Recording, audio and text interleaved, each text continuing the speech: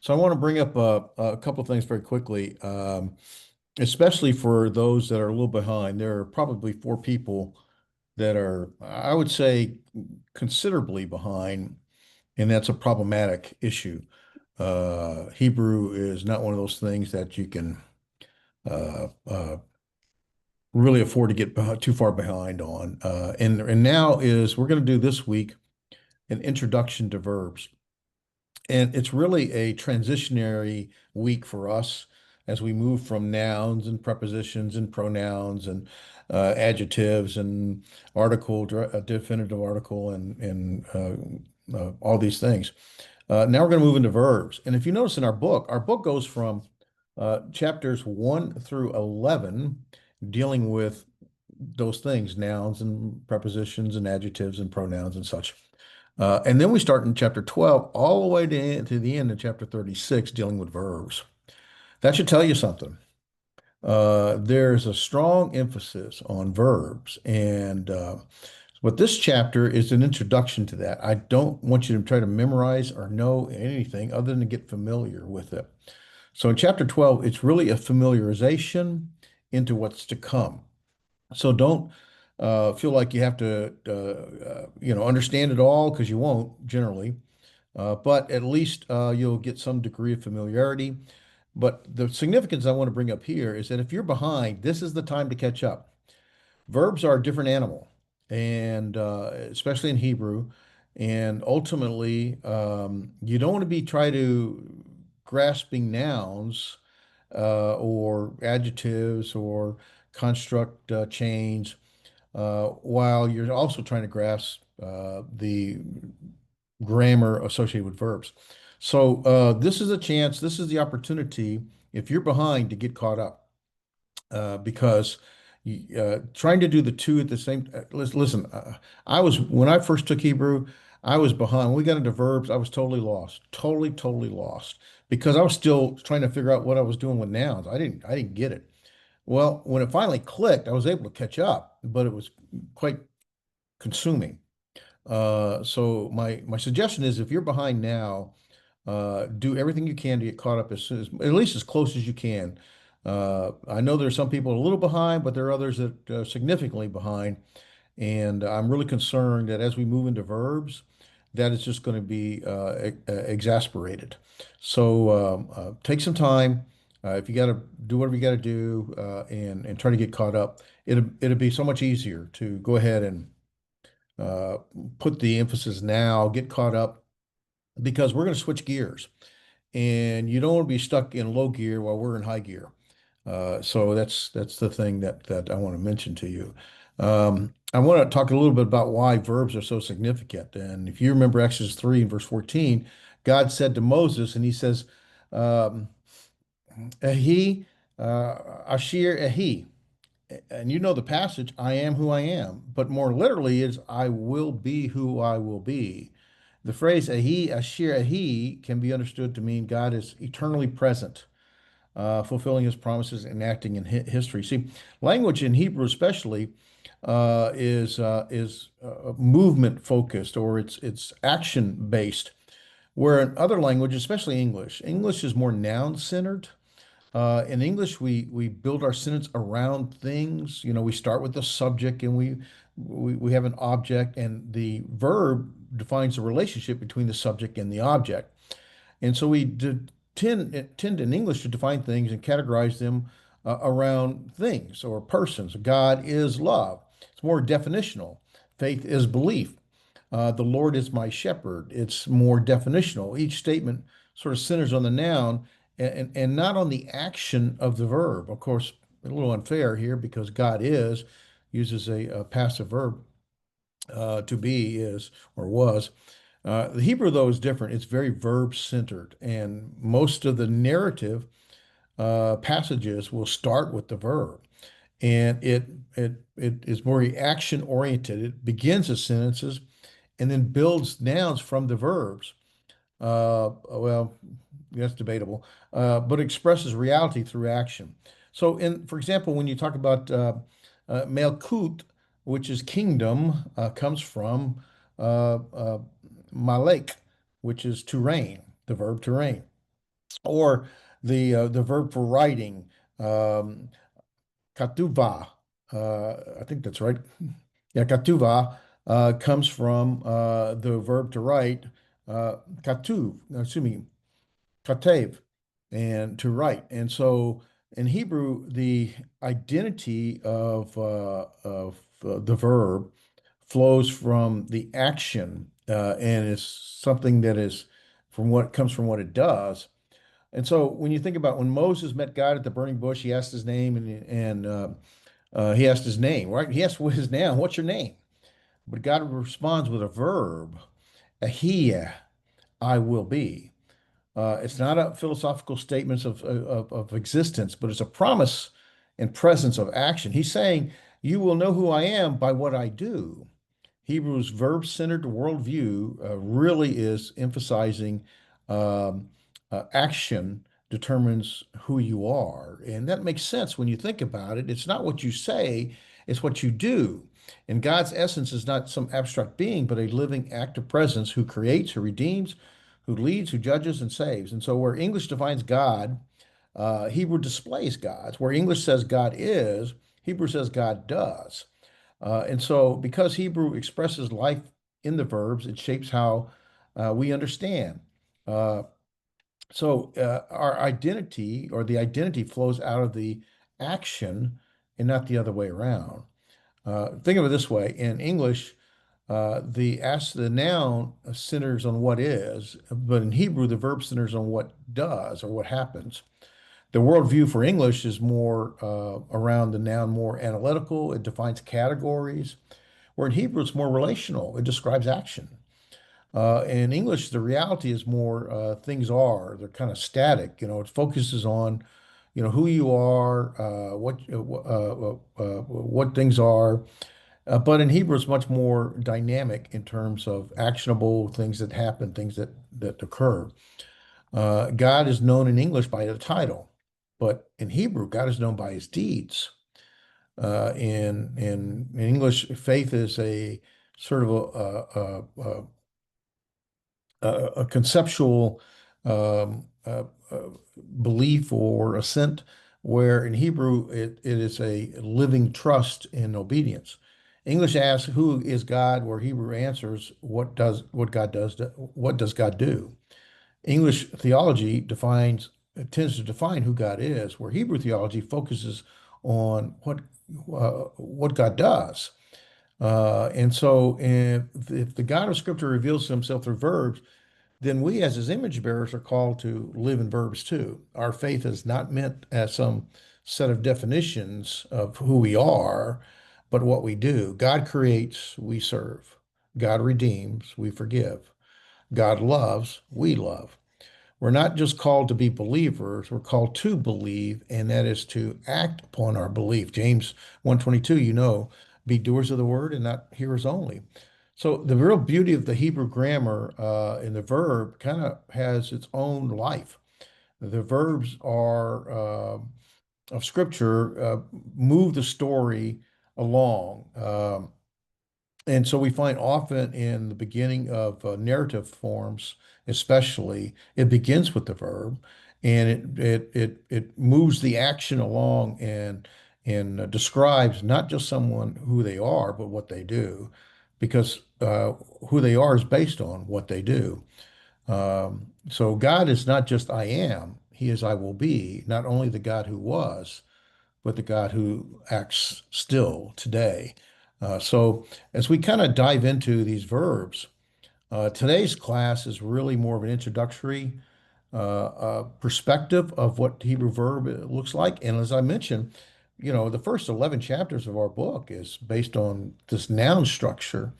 But now from chapter 12 through 36, we're going to emphasize the verb. And the reason is the verb becomes the center of communication, the center of action.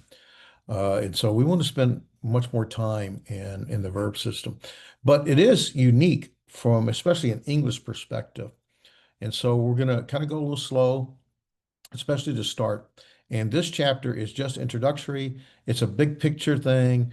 And I want to play a little video here in a few minutes as we go that kind of, I think, does a better job than I will that kind of describes one aspect or one component of this, of what's called the binyanim or the stem.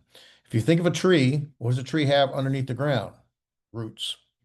What does the tree have going up from the ground? The stem or the trunk. And then you have all these different uh, branches and leaves. Well, the verb system is exactly like that. It's a very common picture. The verb system will have underneath the ground the root, which is that three-letter consonantal form, that the triconsonantal form that we've been highlighting over and over and over again. Root position one, root position two, root position three. That's the root. And from that comes what we refer to as the stem, or binyanim is the Hebrew name for it. And binyanim is plural, right? The im. And this video is going to go over some of that. But anyway, the stem basically has two major components to it. It focuses on the voice, active voice, passive voice, and reflective voice. And it focuses on, this is the hard part for English, the kind of action. It's called aspect. The kind of action is a simple kind of action, Emmanuel turned his computer on. All right, it's a simple kind of action. He did it. That's great. Thanks for telling me. Emmanuel caused his computer to turn on. Well, that's causative.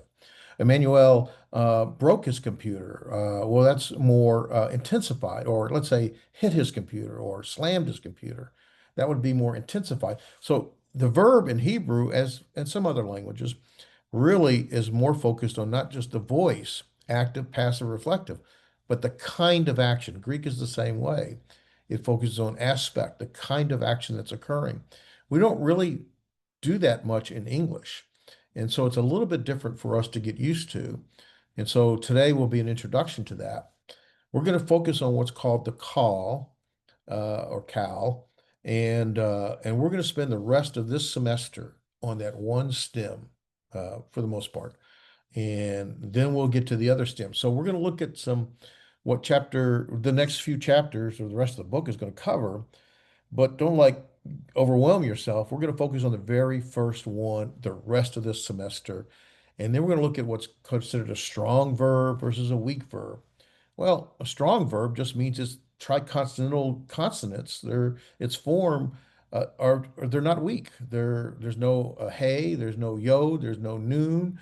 They're all strong. It's a mim, a lamed, a cough. Well, those are strong consonants. They're not going to fall away. Whereas a hey might fall away, or a noon at the beginning might be assimilating into something else. They're called weak consonants, and or the gutturals are weak consonants. And so that will cause some changes in the form of the word, but the word is still the same as it is.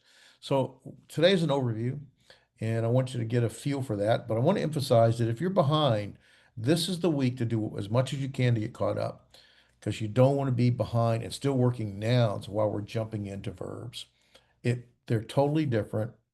Now they all form from the same three consonant roots, and they're all built on the same root. But the way they function is just totally different, and you'll struggle with differentiating between a noun and a verb if you haven't already got sort of nouns behind you. I'm not saying you have to be an expert on all those nouns, but you have to have got caught up on the work here so that you have enough familiarity with it that you can differentiate between a noun and a verb without much difficulty. Does that make sense? You guys okay with that? All right. All right, I'm going to bring up and share my PowerPoint, and then we're going to switch to share a video here in a minute. I think it'll do a better job than I would. So let me see if I can find wait a minute, I don't see it here. Hold on a sec.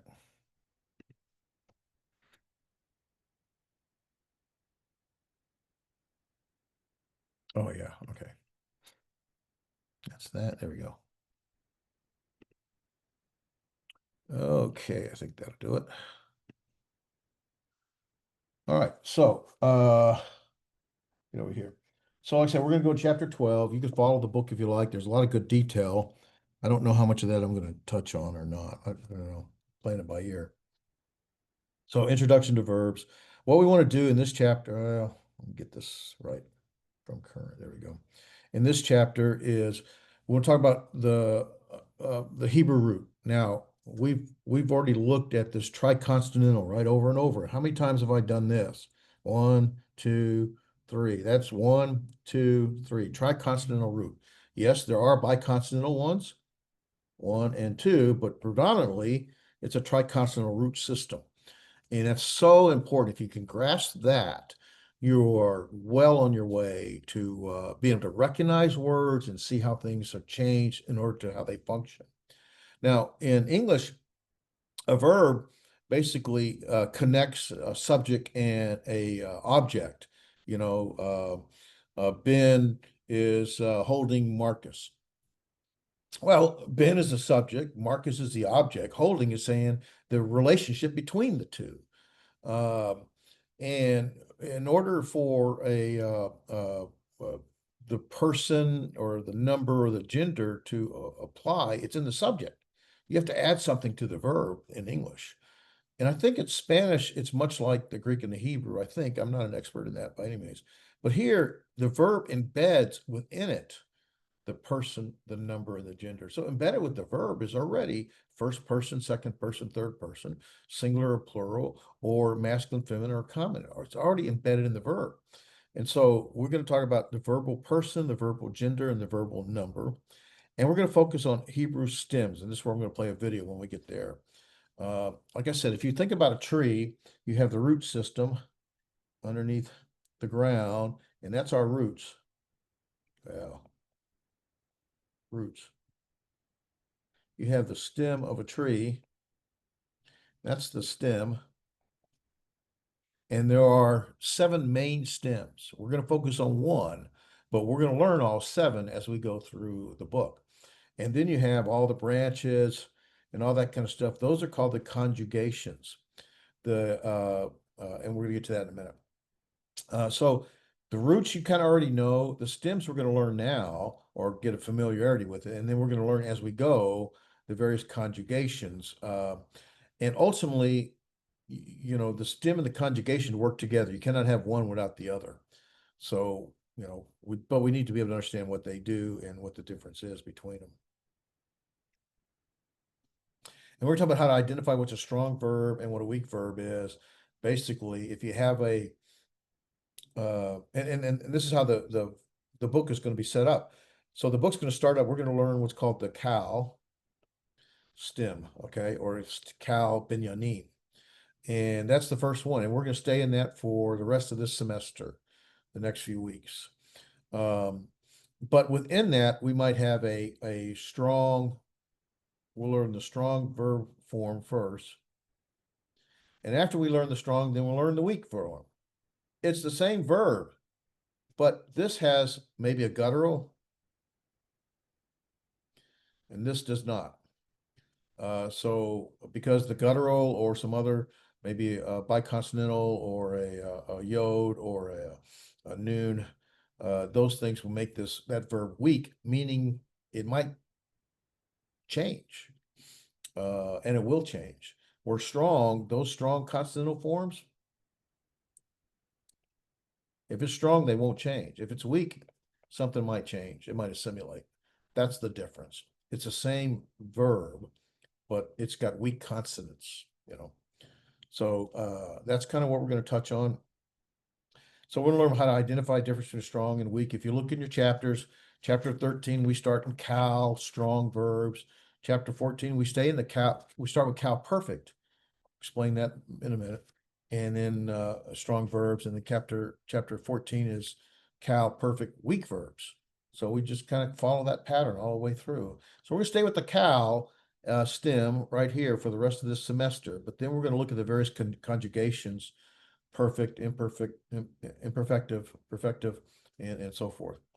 And then the normal word order in a verbal clause. We're going to talk about what that is, and we're also going to talk about how to parse Hebrew verbs and the lexical form of Hebrew verbs. So that's what today's class is about. It's introductory, it's familiarity.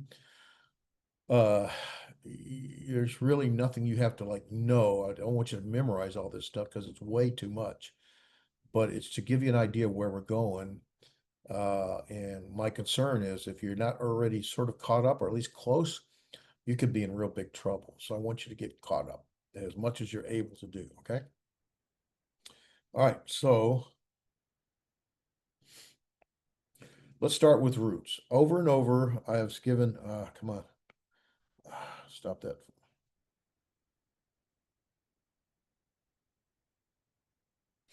Where's my, there we go.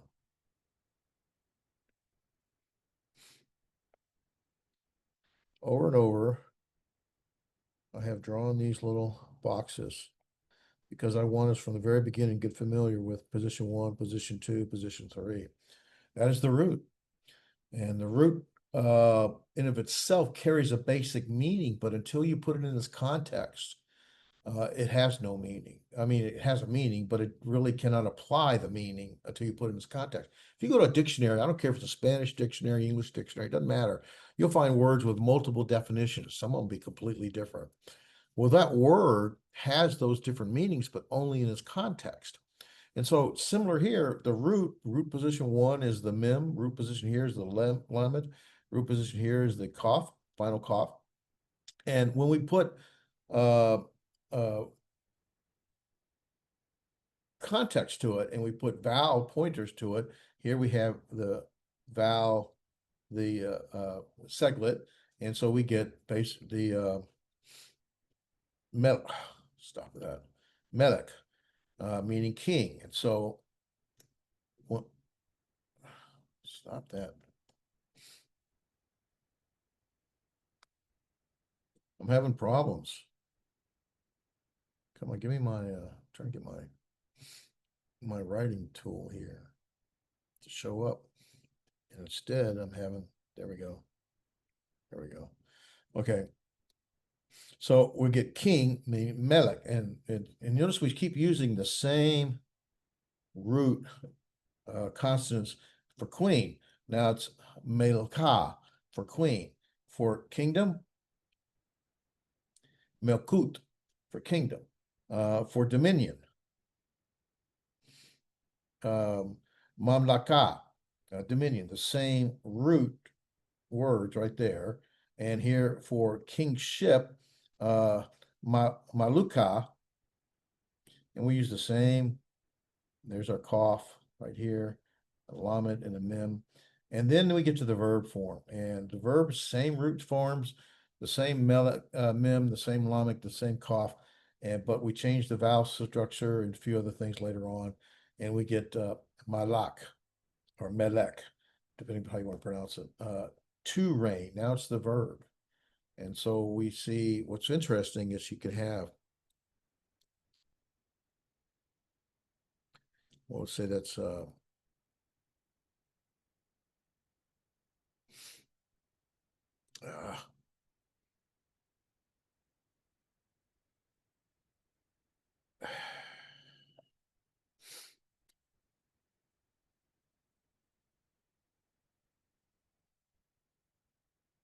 okay, for position one, position two, position three. And from there, you can get your nouns. And you see you have, I'm not gonna write them all out, but you have king, queen, et cetera, et cetera, et cetera, et cetera, and your verb. And here we have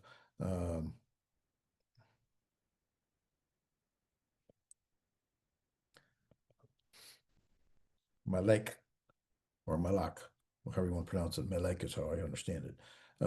And so there's this root form that is common, and that's what this is trying to emphasize. And it comes from this triconsonantal piece of that. It does emphasize that there are some verbs that are two consonantals or what's called biconsonantal. We've mentioned that before. But here's the significance. The root contains the basic semantic. Semantic means its meaning, semantic information of the word. In other words, what does it mean? You get the basic meaning from the root, but until you put it in its application, you don't really know exactly how it's going to be, what it's going to mean until it's being used in its context. Does that make sense? We okay so far? Everybody good? Pretty straightforward, really.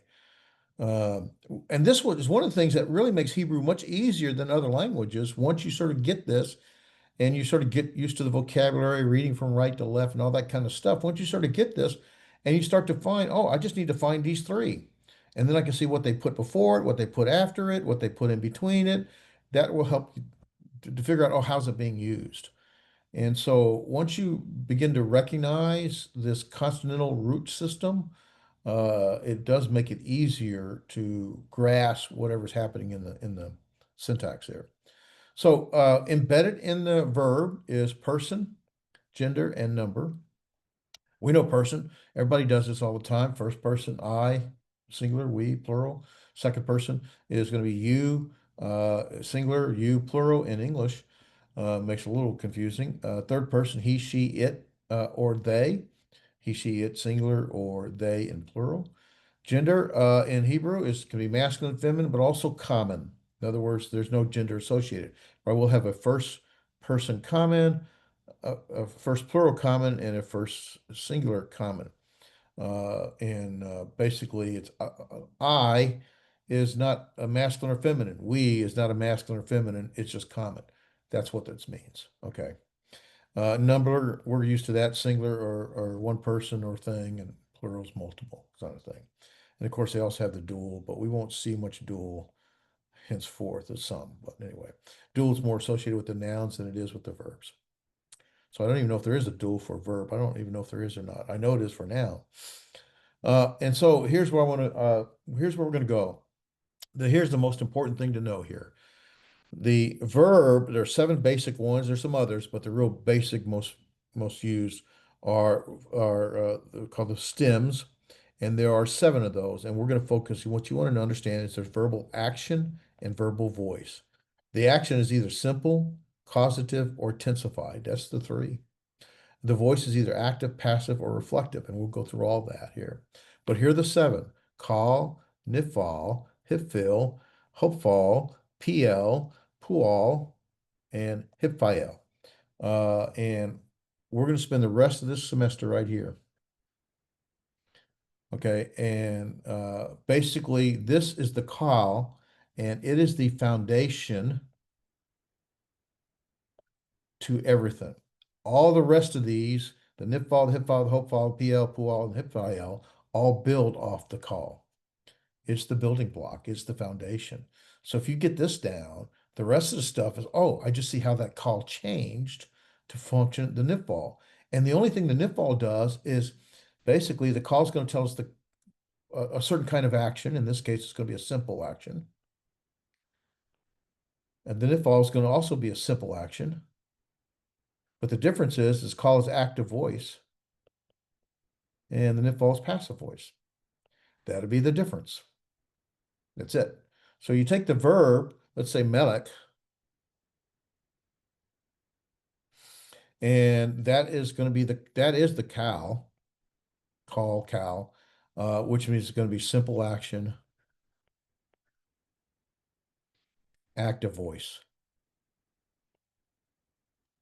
But if you want to make it a passive voice, you're going to turn it into a nipfall and put a noon in front of it. Oh, that's it. Yep. Well, there's some vowel changes, but okay. That's how it's going to work. So we're going to keep this cow system here, and we're going to build on it to show how we make the nip file, the hip file, the hope file, the PL, the pual, and hip file. So this is the critical piece right here. That's why we're going to spend the most time on it. Okay. So, yeah, I think that's what this says. If I go back through it.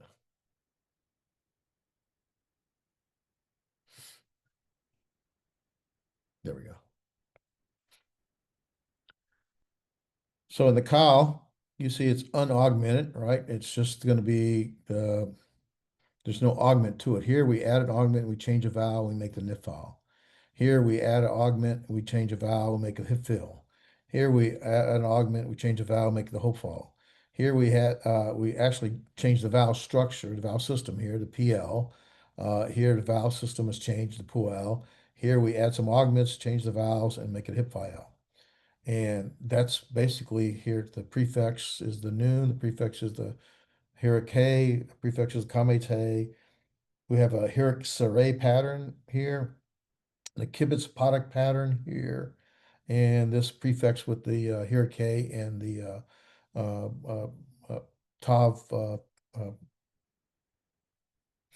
am I going blank? Tav Shava and Saray stem vowel. Okay. Um, so this is where our focus is, and we're going to build from it to make all these others. Okay. Here's the sort of a matrix. It's good to know. This is well worth knowing and keeping in mind. Our Hebrew vowel stems, we're talking about the stem. We have not got to the conjugation yet, okay? We'll explain the relationship between the two in a moment. But in the vowel stem, the cow is where our primary emphasis or building block. It's a simple kind of action with an active voice. So cow is a simple action with an active voice. Um, David took notes. Well, simple kind of action. He took notes. If I want to make it passive, I'm going to change the form and I'm going to add a noon to it and I'm going to make it a nifal. And the nifal now is also a simple action, but a passive voice.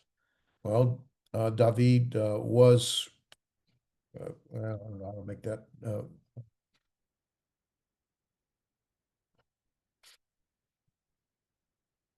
I make David wrote something. David was written. I don't know. Yeah, I don't know.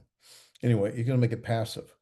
To make it reflective, a reflective is going to mean not only did David do something, but the results of that something came back on him. He did something to himself. David wrote himself. David, whatever kind of thing. So again, it is also going to use a nifal kind of function. To make something causative, David caused this paper to write. Then we're going to change this form to make it hipfile in an active voice and a passive voice, hopefile. And make it intensified. You know, uh, Jeremiah broke the lamp. Well, Jeremiah broke the lamp would be a simple action. But if Jeremiah smashed the lamp, now it's intensified.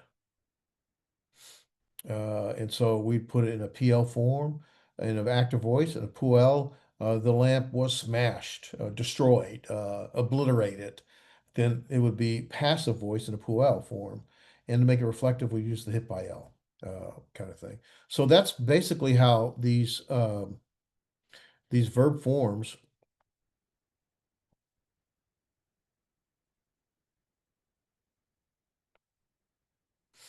okay, verb forms work. That kind of makes sense, or they throw everybody off.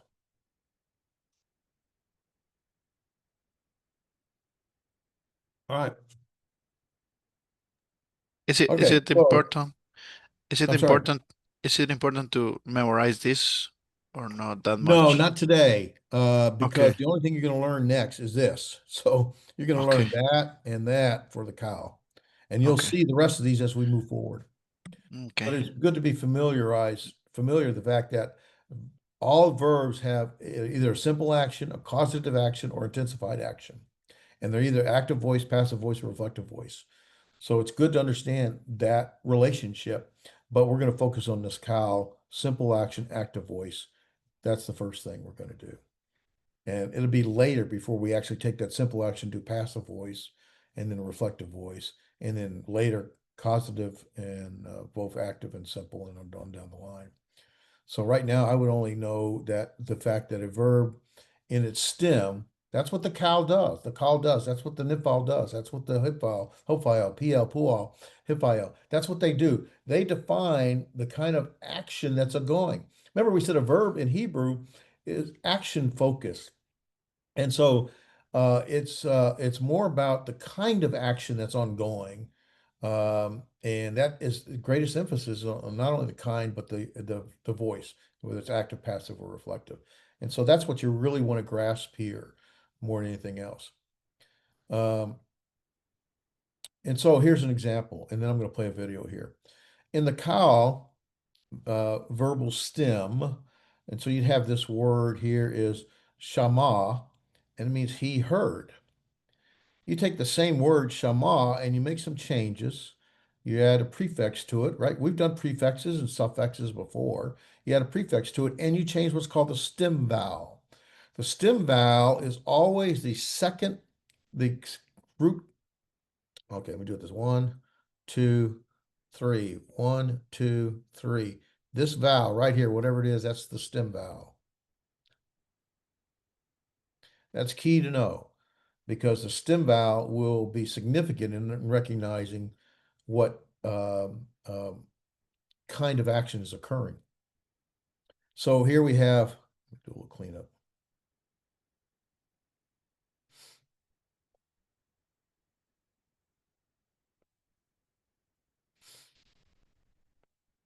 Okay, so here we have nifile, active voice, simple action, he heard. Active, passive voice, simple action, he was heard. So you just change the word shama to be nishma, and now he was heard. Here's the word melech, and we're going to put it in Hiphael, meaning it's a causative. He made someone king, and that's an active voice. The passive voice, excuse me, Hamlech, he was made king. And that's the causative, but it's in a passive voice. The PL is more intensified. Here's the word she bear, and he smashed whatever, something. To put it in the passive form, you do the puel. It would be shuber, it or he was smashed. And then Hiphael, my eyes are getting in the way here. He Harbe, he hid himself. And so we're going to see this kind of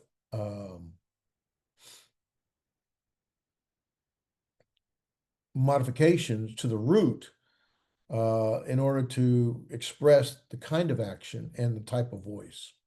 It's either simple action, causative action, or intensified action. That's it. It's an active voice, passive voice, or reflective voice. That's it. So it's that relationship that you're really trying to get here.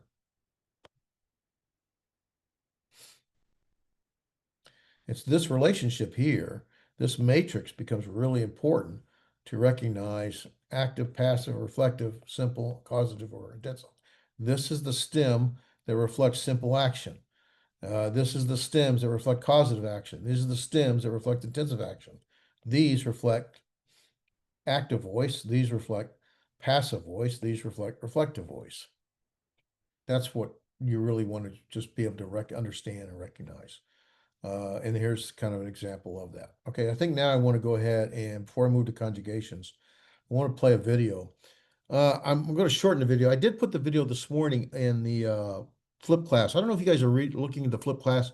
I tried to put some videos and other things, helping tools out there that would maybe give a different representation than that might help bring the meaning across better than I might be able to do.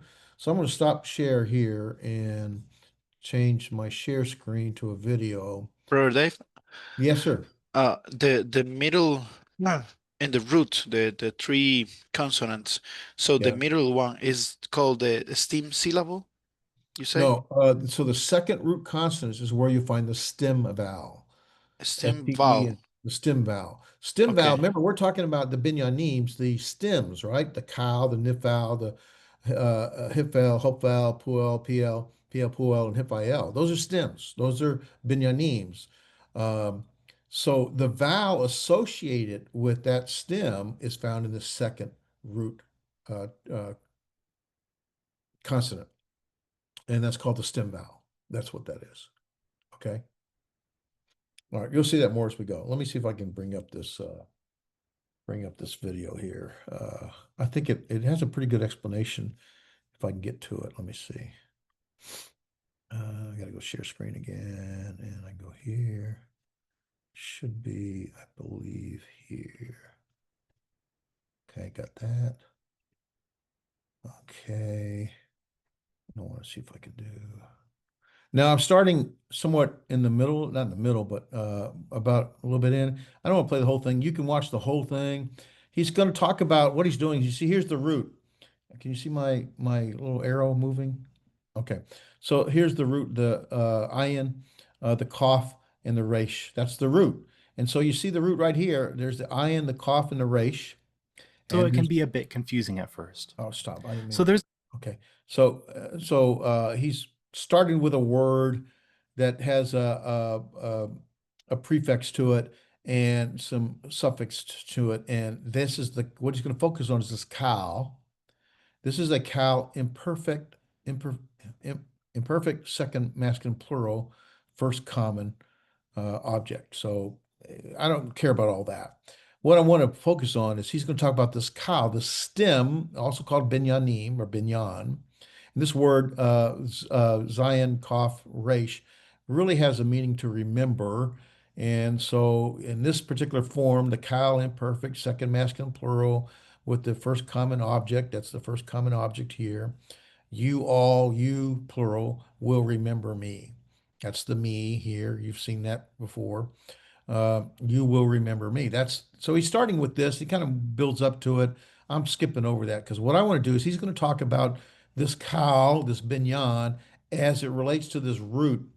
And I like the way he does it. So it just takes it's about, well, the whole thing's 11 and a half minutes, but we're going to do about 10 minutes of it. So hopefully you can hear it. Let me know if you don't. a couple of metaphors that can help us make better sense. The first makes use of the plant imagery in the word shoresh. In forming verbs, you can think of the shoresh like the actual root of a plant. Shovish means The root. binyan is like the stem or trunk of Binyan means with stem. the various elements of the hataya, gender, number, person, Hataya is as the the conjugation. blossoming foliage. This metaphor is used a lot, and in English, you'll often hear the binyan referred to as the stem of the verb. But I want to really dig into a different metaphor, one that I think helps us get an even better sense of what binyanim actually do for the verb. It's an architectural metaphor based on the fact that the word binyan means construction or building in Hebrew. The word binyan was chosen by grammarians because it simply describes the various ways that verb meanings can build on the root. But I want to take that simple idea of building and use it as a metaphor. Instead of thinking of a verb's shoresh as a plant, let's bring it to life as a character. Every time I hit a bottleneck, I build a new AI employee to crush it. I used to say that I had one AI employee working for me 24/7. Say hi, shoresh. Shalom. Now, let's imagine that our shoresh lives in a city. Brother, I am hearing, but I don't see the video The moving. screen is not moving. Screen is not moving? No, Yes. it's sticking 140. Both for me. Really? Huh. Yeah, Oh, same here. Stop for 140 in. All right, let me try something different. I don't know why it's doing that. So, share sound, optimize for video sharing, content only. Yep. Okay. So let's try it again and see if that will take care of that. All right. Do you see the little city with the Binyan character? All right, hit play. See if it. Different buildings, binyanim. And just like we do in our cities, shoresh enters different binyanim for different purposes and has Is it moving? Do you see the? Now it's moving, yeah. Yes, now Okay. it's moving. It's moving. different behaviors in each one. So I want to introduce you to the most common of these binyanim, starting with pa'al. The most basic of the binyanim is called pa'al. Notice this call right here. That's the call stem. It's also called pa'al. It's two different names for the same thing. So he's going to talk about this stem. The names of the various binyanim are all related to the shoresh of the word po'al, the Hebrew word for verb, spelled with the letters pei, ayin, lamed. Right there. The vowel pattern for each binyan varies to represent how verbs in each binyan are pronounced in the third masculine singular perfect form. So in pa'al, that vowel pattern is a, pa'al. Like Shoresh's home sweet home here, the binyan pa'al is simple, unadorned. In fact, it often goes by the nickname kal, meaning simple or lightweight. This binyan usually gives the simplest sense of a root's meaning. For example, in the pa'al form, the root kaf tav bet is katav, he wrote, and the pa'al form of he lamed kaf is halach, he walked. Simple. But roots don't spend all their time at home. After breakfast, I want you to notice now, root 1 has the kamates, root 2 has the parak. That's the normal form for a call, simple action, also called pa'al, just a different name for the same thing. But notice the vowel form in the green there. That's the thing he's highlighting. and some delightful morning reading, Shoresh heads out for the day. Leaving the binyan pa'al behind, Shoresh heads for the gym for a morning workout.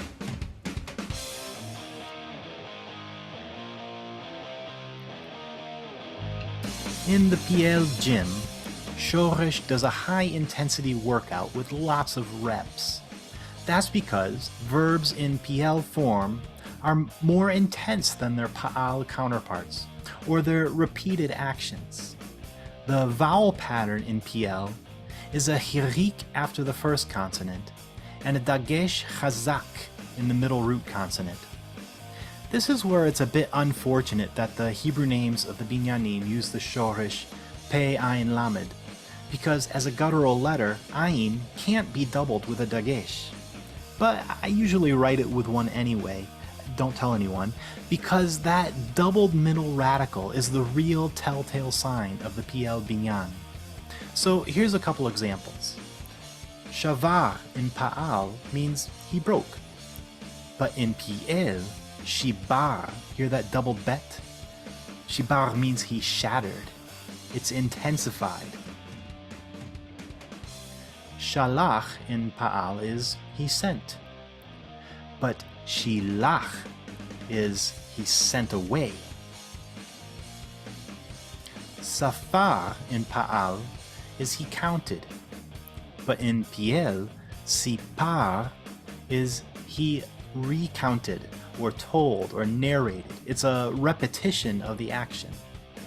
So that's the PL binyan. After hitting the showers, Shoresh drives into work at the next binyan, the Hifil factory. Shoresh's job here is to make things happen.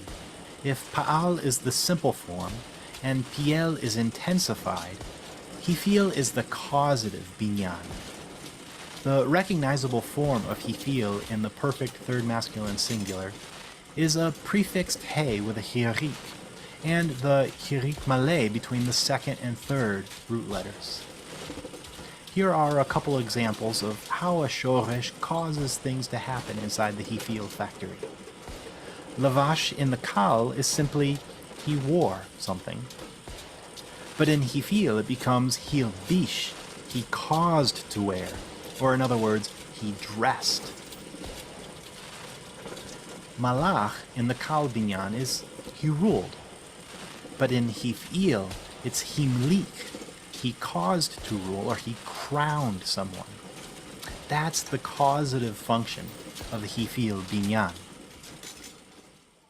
Well, it's been an active day for Shoresh, and they could use some me time, some self-care. So Shoresh is winding down at the local spa, the Hitpael Binyan. This is my favorite dentist hack to clean my retainer. If you wear a retainer every night like I do, you know how hard it is to keep. A cucumber mask and a mud bath is just what Shoresh needs. The Pa'al, Piel, and Hifil Binyanim are all active forms. The Hitpael, on the other hand, is reflexive. That is, the subject both does and receives the action of the verb. I'll show you how that works in just a sec. The easy-to-spot signal of the Hitpael in the perfect third masculine singular is the prefixed he tav syllable hit. It also has that same doubling of the second root letter that we saw in the PL. So here's how this works.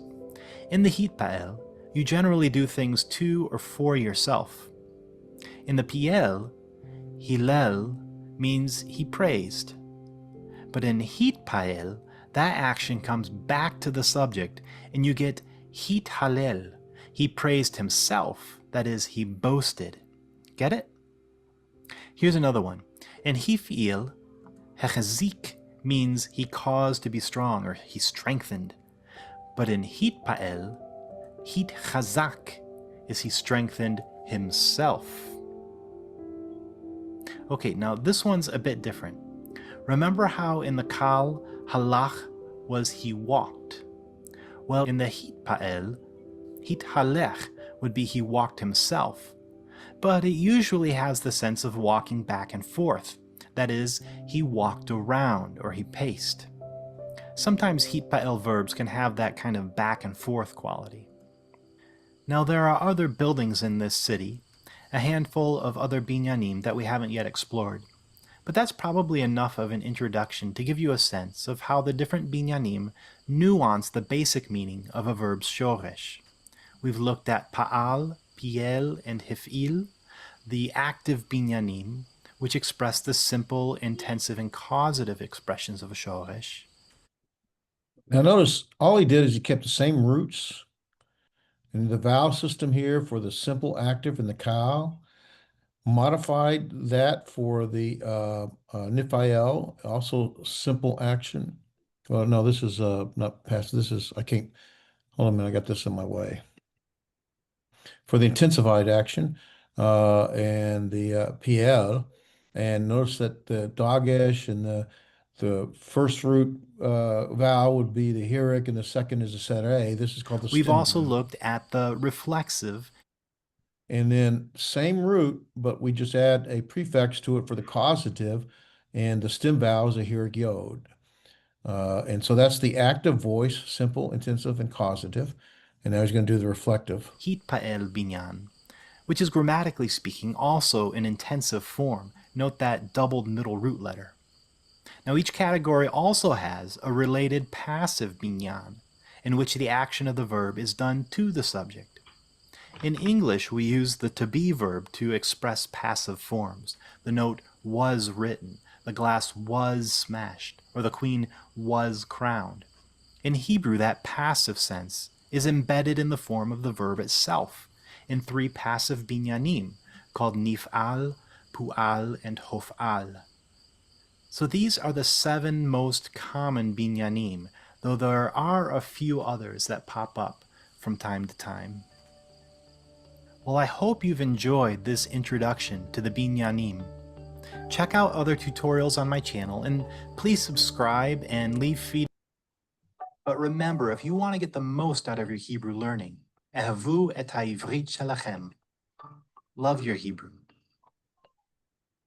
All right, let's stop that. Where was it my screen? I can't find it.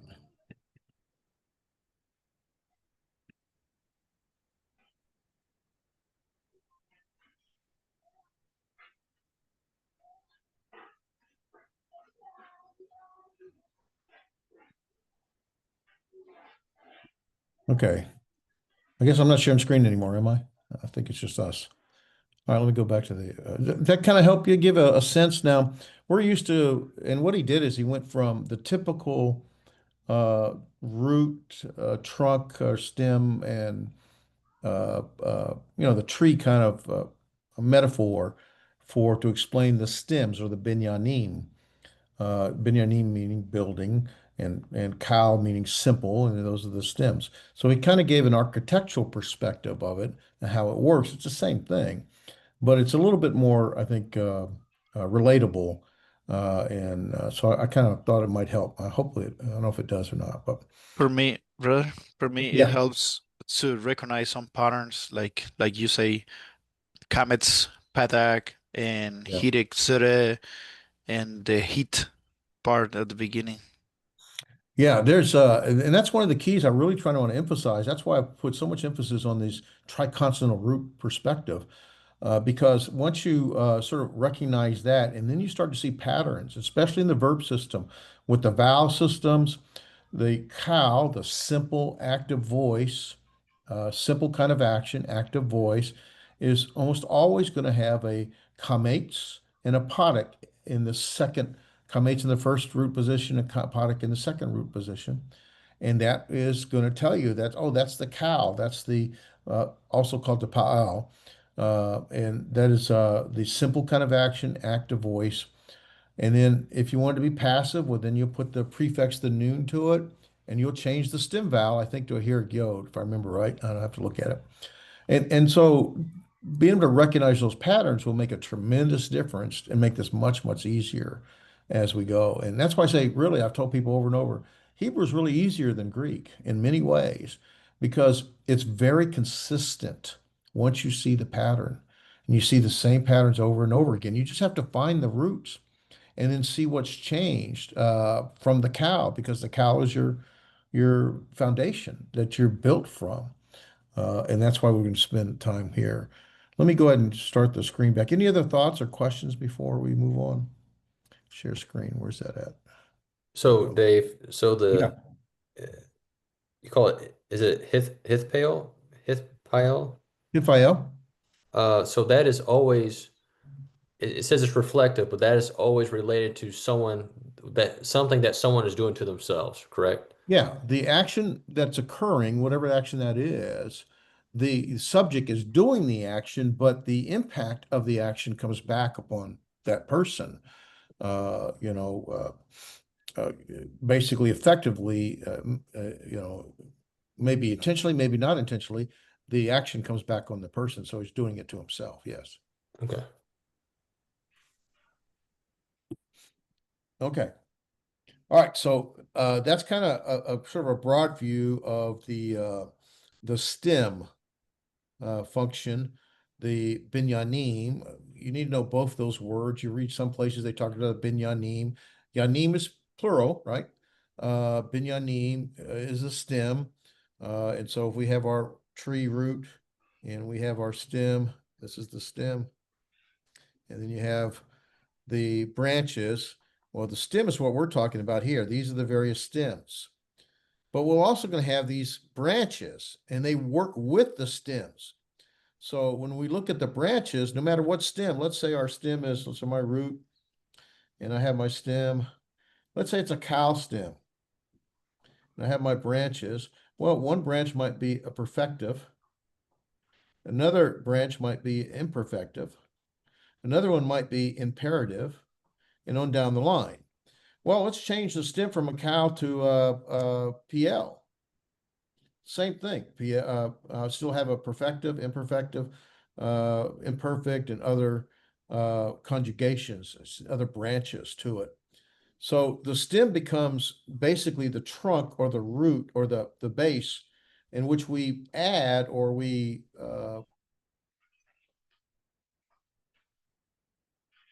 effectively imperative, or I forget the others off the top of my head, and kind of thing. So that's where we're going next.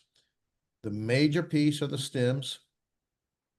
And from that, we're going to include the conjugations.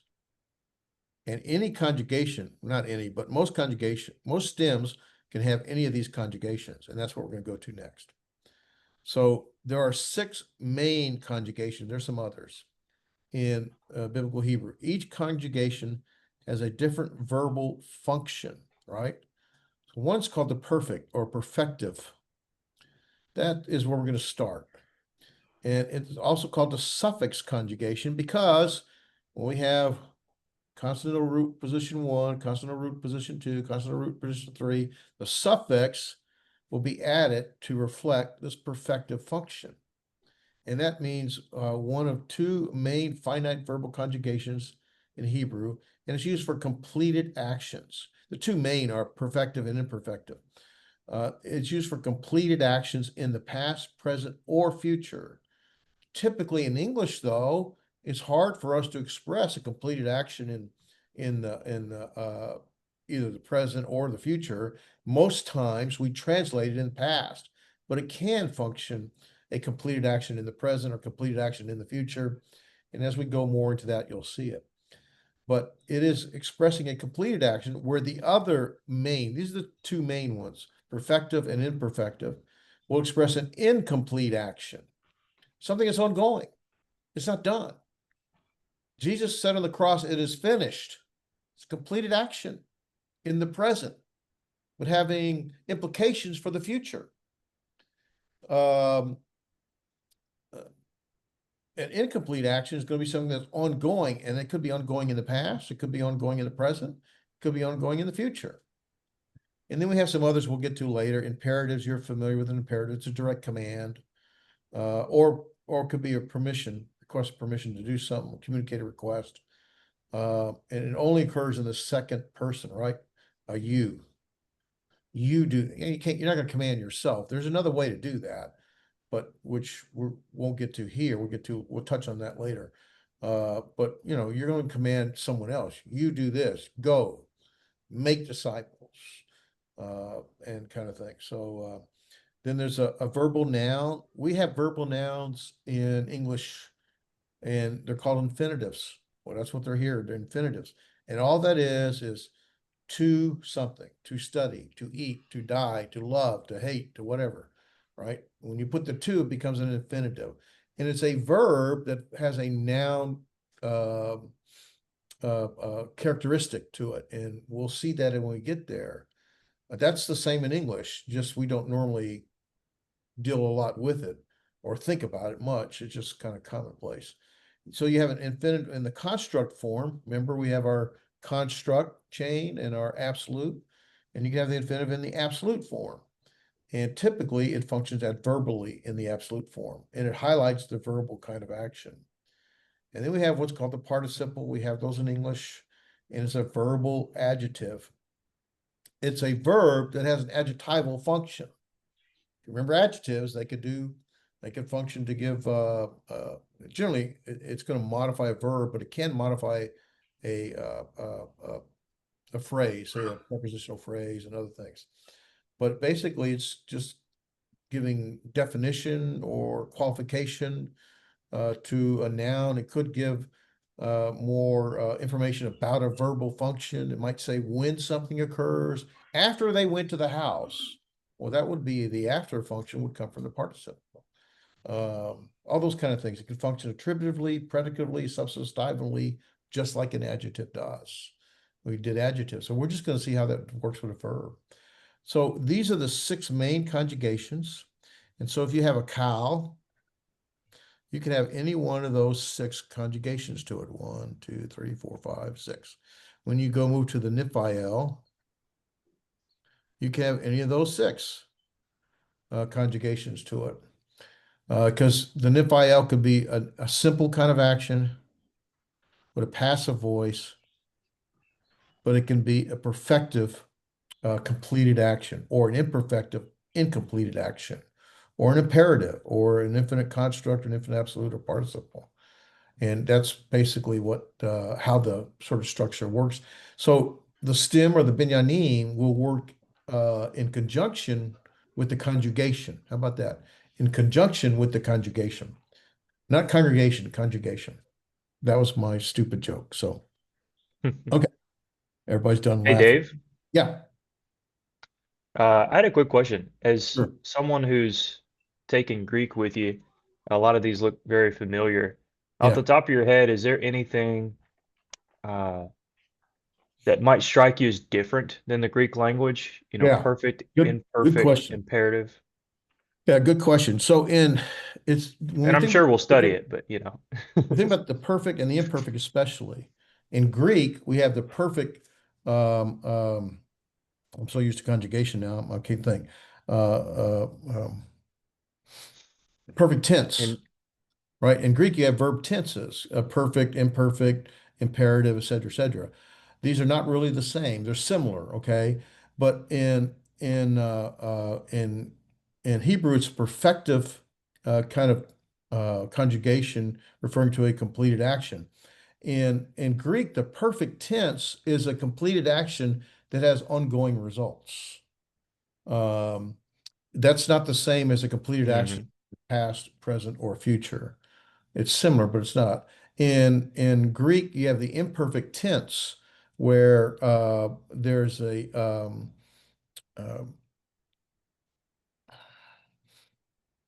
an ongoing kind of event that is normally in the past. Well, it's no, imperfect is normally a past action that's completed, where perfect is a completed action with ongoing results. So they're not the Right. same, but they do sound the same. Yeah, let me say this.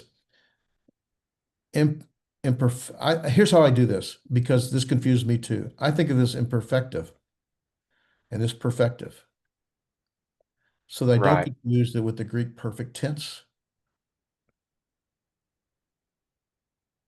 or the imperfect tense.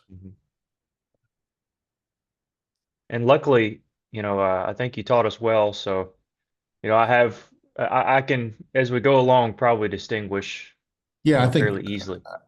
it took me a little while to. There are some similarities, but there is a unique nuances between them, and I'm not sure I can adequately explain it well. I'll probably look at it more now that you've asked the question and come back to it later. So. Yeah, Okay. it's a good question though. You find the same thing. We have infinitives in Greek. We have imperatives. We have in English. You have in all languages. I'm pretty sure in Ghanaian language, I think it's key. They have the same kind of functions. The participles. Most languages have to have something of this nature to communicate various thoughts, kind of thing. So let me see if I can. All right. Now let's talk about strong and weak. If you notice our chapters, chapter 12 is going to start with, or chapter 13 is going to start with cow perfect, cow being the stem, perfect being the conjugation. We're going to stay with the cow for a long time, and then we're going to move through the conjugations in the cow.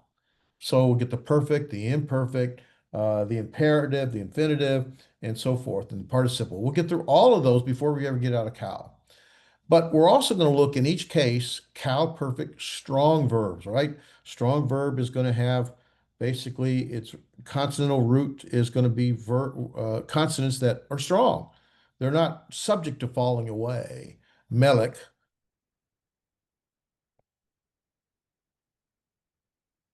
Melek are strong consonants. They're not subject to falling away. But a consonant that has an ayin or an aleph or a hay or a het, those are gutturals, or ones that begin with a yod or begin with a noon, those are all weak. And they're subject to changing when you add a prefix or suffix to them or something of this nature. And they're subject to assimilating, to merging. Now, there's always clues that tells you what happened, but so that's the difference. So our weak consonant, our strong consonants are really easy. So we start with that because oh, that makes sense, no problem. And then we'll look at the exact same thing, except what happens when you have these weak consonants? Because all of a sudden they look a little different. Well, when you have gutturals, right? The gutturals, the resh, the ayin, and the noon are all weak. And so that will cause things to change. Also, you get biconsonantal verbal roots, right? That's just a two, instead of triconsonant, two. Those are weak. And geminate, right? Remember the geminate, like uh, I think it's lev, right? That is a geminate which originally had two uh, uh, was triconsonantal had two consonants at the end, but the second one dropped for whatever reason, and so it's a geminate. It's a twin, and so it's pretty simple. Weak is going to have gutturals, resh, ayin, or noon in one of the positions, or it's going to be built from a biconsonantal or a geminate root, and those are all weak. Um, so this is why you want to know that because the way they do this verb, this structure is when they talk about weak verbs, they put them in categories. First guttural, okay? Position one, position two, position three. If the first guttural is an ayin or whatever guttural, then that's called a first guttural. It's position one. It's a guttural. Right, there you go. And so the guttural's in the first root position. That's all that is. It's just a way to classify it. And because what happens in first guttural verbs, there's a certain pattern that changes occur. And you say, oh, well, that's, I could see what happened here. It's a first guttural. So this pattern just changed. Second guttural, right? If you put, I'm going to just do the ion because it's easy to draw. In the second guttural position, then that's called a second guttural. Guttural in the second root position. That's all that is. Now, first and second guttural is pretty straightforward, but third position, third root right here has different categories. They'll have a het or a ion category. So third het or ion, and basically the het or ion in third root position. They'll have a third olive, right? Third olive in the third root position. A third hay, which is very common and very weak. It drops off. It assimilates a lot in the third root position. And then you have these two, a first yod, basically the yod or the noon in the first root position. Now notice root position, not prefix. Okay, we're talking about the first root position. And those are considered weak consonants. And so it's called a first yod verb or a first noon verb. And then you have what's called doubly weak. Well, you have two, say, gutturals. If you had three, let's say that's an olive there, well, it'd still be doubly weak. It's just you have three of them, right? So the first guttural here and the third guttural are an example, but you can have all three of them be weak, and it's still called doubly weak. A biconsonantal, pretty straightforward, two consonants that are weak. Well, two consonants, because it's bi, it's weak. Because it's, this is the norm, three. And so if you get two, then it's weak.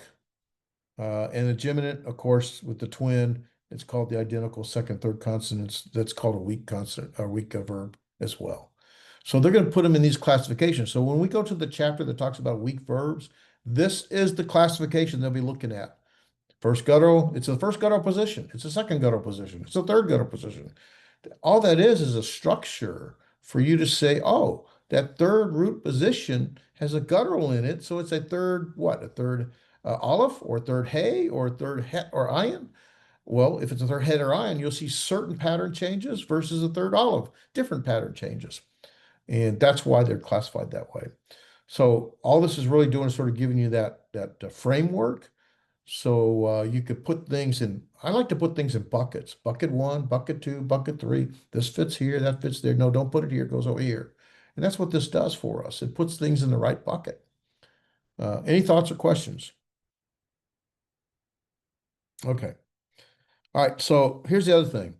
And I think I mentioned this before, the normal word order in Hebrew, especially for a verbal clause or a narrative or narrative kind of form, will start with the verb and then follow the subject and any objects that follow it. And that's, of course, our direct object marker, and so here's Baret Elohim et, there's our direct object marker. Hashamayim, Va'et, and Ha'eretz, right? God created the heavens and the earth, Genesis 1:1. Starts with the verb. That's the normal. In English, we start with the subject. And so there's a specific pattern. And so sometimes when you see that pattern changing, it's sort of a clue that something else is going on. And that helps us. So here's the only thing we want to know now. The normal pattern is verb, subject, object. That's it. VSO, verb, subject, object. And when we parse verbs, parse is to break it down in its components, its pieces to identify a verb stem, right? The verb stem would be, we're going to start with Kal. This is a nitviel in front of us. And then we'll do the other stem, the conjugation, perfective, imperfective, imperative, infinite, participle, and words, okay? And so we'll start with the stem, the conjugation, the person, first person, second person, third person, the gender, masculine, feminine, the number, singular or plural, and its lexical form. How do I find it in the dictionary or verbal root, right? And so we have, here's the niche niche ma, and it is a nifal perfect. There's the cal, or the stem, I mean, or the binyanim. There's the conjugation. Con, uh, uh, can you spell conjugation?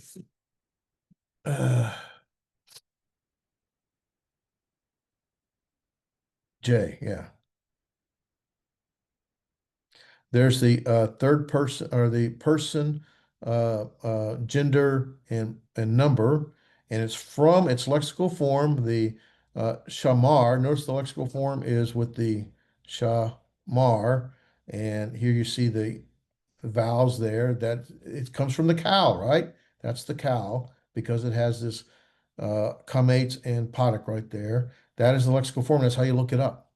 Or you could identify not the lexical form, but the root form, the shem, mem, and ayin. And that would be how you parse it. So when you're asked to parse something, you're talking about the stem, conjugation, uh, uh, person, gender, and number from either the lexical form or the verbal root. I mean, that's really all you're doing. So you're trying to focus on, okay, how do I identify and recognize this word and what it's representing?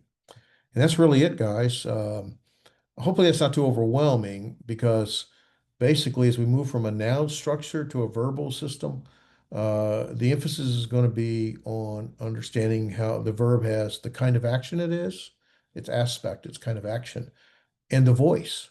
The kind of action is either going to be simple, causative, or intensive. The voice is going to be active, passive, or reflective.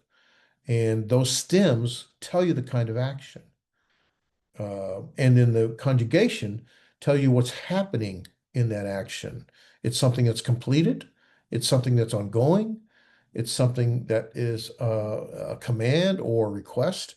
It's something that's that is maybe a to an infinitive function or a participle, a verbal kind of adjective.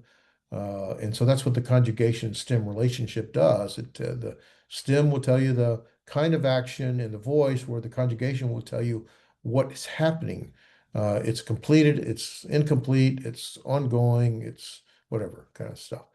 And I think you'll find it really quite simple once we sort of get into it. And we'll start with chapter 13 next week, and we'll break it down the cow, perfect, strong verbs, and you'll find that really quite simple. Because we'll start with the cow, like Melek. Man, I can't write. And that is going to be our key for cow. Pretty straightforward. And strong verbs, so these things won't change when you add something to it, or prefix or suffix. So makes it pretty easy. Any questions?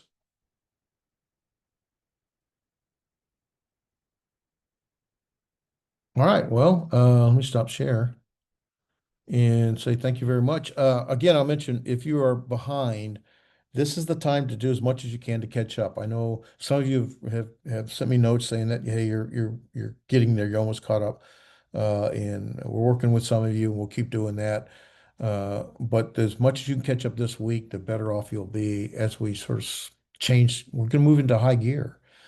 But the real key to all this is understand that root, triconsonant root system. And once you sort of get that in your mind and able to find that, everything's built off of that. And it makes it a lot easier. Now, you got to remember what changed from that, and that's sometimes hard, but it's manageable. So, anything? You guys okay? All right. So you have Damian and Andres on Friday. So the goal is I put the homework, I did go through in the LMS under the flip class and identify what I'd recommend as homework. Do as much as you want, but at least do that much. And of course, you have in the LMS the answer key to all the homework, so you can always check your work. And if you have questions on it, that's what Friday's for. The goal is for Friday for you to say, hey, I've practiced this, I have some questions on it. And then Andres and Damien can help you, or I'll be glad to do that. And then after you've gone through that, then that's when I suggest you do the quiz, because now you've had a little time with it. That's the approach, and get the quiz to me before next Tuesday. Those that you are behind, do what you can to get caught up, because you really don't want to be stuck in nouns while we're doing verbs. It just is mind-boggling if you're still doing that. So, okay. Anybody need anything? All right, Nathan, we're still meeting tomorrow. Are you still We're able still to meeting tomorrow. All right, still meeting tomorrow, no problem. Hey, Dave, I sent you those quizzes. Did you? Okay, I haven't seen them yet. Okay, I No, I don't have them yet. Do you email them or do you put them in the LMS? I don't know. Oh, let me see. I don't have them because I don't have an email from you. Boop, boop, boop, boop, boop. David, you and I have talked before, but we got to get together and figure out how to get you caught up. So let me know when you're ready, okay? I'm waiting to hear from you. Otherwise, I'm in the blind. So So we can add the quizzes to the LMS too now? yeah, my preference would be is you load the quizzes or any assignments from all the classes to the LMS. PDF? Into the LMS. And the reason is they get lost in my email. And, I get 30, 40, 50 emails a day. And I'm like, okay, if I don't get to it right away, then it could be 200, 300 emails before I got to go find it. So I can't remember who I Okay. got. So it's easy for me to get lost. But if you put it in the LMS, it's there forever. And it's there for your access, for the instructor's access. And then the instructor has to download it. He's got to download it anyway if you email it to him, so it's no big deal. And grade it. Now, unfortunately, the LMS doesn't yet have a way that I can upload the graded paper back, but they say they're working on that. So hopefully that will, eventually I want to be able to get rid of email and just put everything in the LMS, including uploading your graded papers. But right now it doesn't have that ability, but it does allow you to put your paper in there, and then the instructor can download it. And that way, well, I emailed that to you. I can't find it. Well, send it again. Listen, the more students we have, the more that's a problem. And the way to eliminate that problem is use the system that's there. So, okay. All right. Well, Dave, it's sent. I'm sorry. I said it's sent. Okay. Okay. I'll get back to you if I can find it. You're right. It did not send it earlier. I just sent it. Okay. All right. Well, good. No problem. All right. If anybody has I got questions or both of problems, those. by all means, get a hold of me, and we'll work with you as much as we're able. All right. Appreciate you guys. Thank you very much. Thank you, brother. Okay. Yeah. You too. Appreciate it, Dave. All right. Talk to you later. Bye. How's it going, Jake? All right.